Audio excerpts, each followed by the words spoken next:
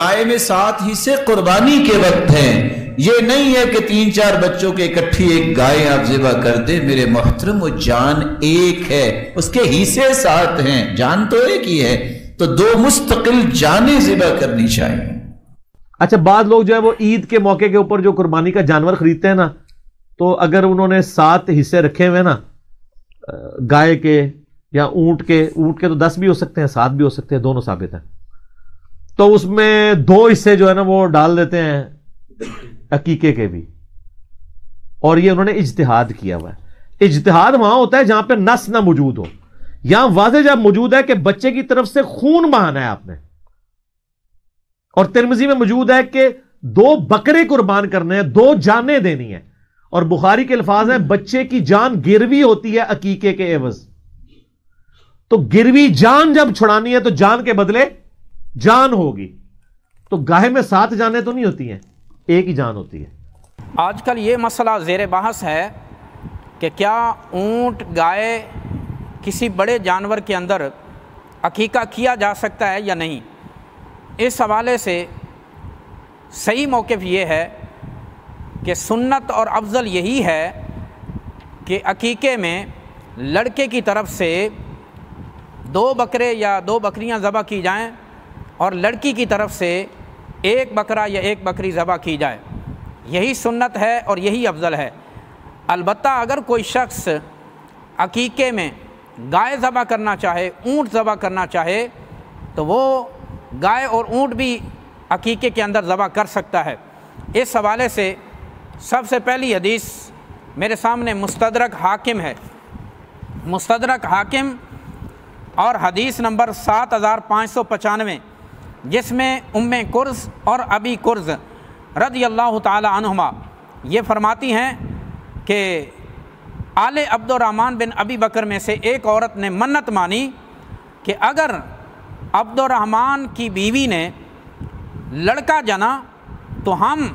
اس لڑکے کی طرف سے 1 اونٹ ذبح کریں گے۔ فقالت عائشہ رضی اللہ عنہا، حضرت ام المومنین عائشہ رضی اللہ تعالی عنہا نے فرمایا، لا بل السنت افضل عن الغلام شاتان مکافاتان وعن الجاریت شاتن، فرماتی ہیں نہیں، بلکہ سنت یہ ہے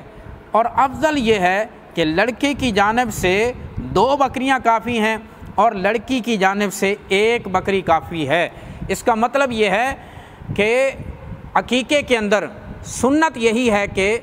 بکریاں ذبح کی جائیں، لیکن اگر کوئی اونٹ اور گائے ذبح کرتا ہے تو یہ بھی احادیث طیبہ سے ثابت ہے۔ یہ میرے سامنے طرح التسریب امام زین الدین عراقی رحمۃ اللہ تعالیٰ علیہ کی ہے، باب العقیقہ جلد نمبر 4 صفحہ نمبر 579، اس کے اندر سند حسن کے ساتھ حضرت انس رضی اللہ تعالیٰ عنہ سے روایت کرتے ہیں، قال قال رسول اللہ صلی اللہ علیہ وسلم، حضرت انس رضی اللہ تعالیٰ عنہ بیان کرتے ہیں کہ رسول اللہ صلی اللہ علیہ وسلم نے فرمایا، من ولد لہ غلام، جس کے ہاں بچہ پیدا ہو، فلیعق عنہ، پس وہ اس کی طرف سے عقیقہ کرے، من الابل، اونٹ سے، والبقری، گائے سے، والغنم، اور بکری سے۔ یہ حدیث حسن سے ثابت ہوا کہ عقیقے کے اندر گائے، اونٹ اور بڑا جانور بھی ذبح کیا جا سکتا ہے۔ اس کی مزید تائید میں المعجم الکبیر میرے سامنے ہے، اور حدیث نمبر 685 حضرت انس بن مالک رضی اللہ تعالیٰ عنہ،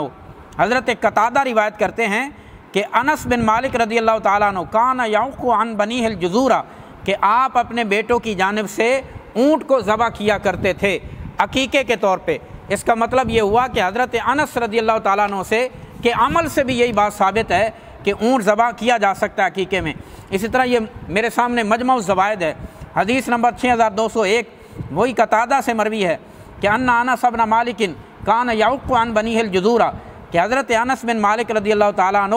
اپنے بیٹوں کی جانب سے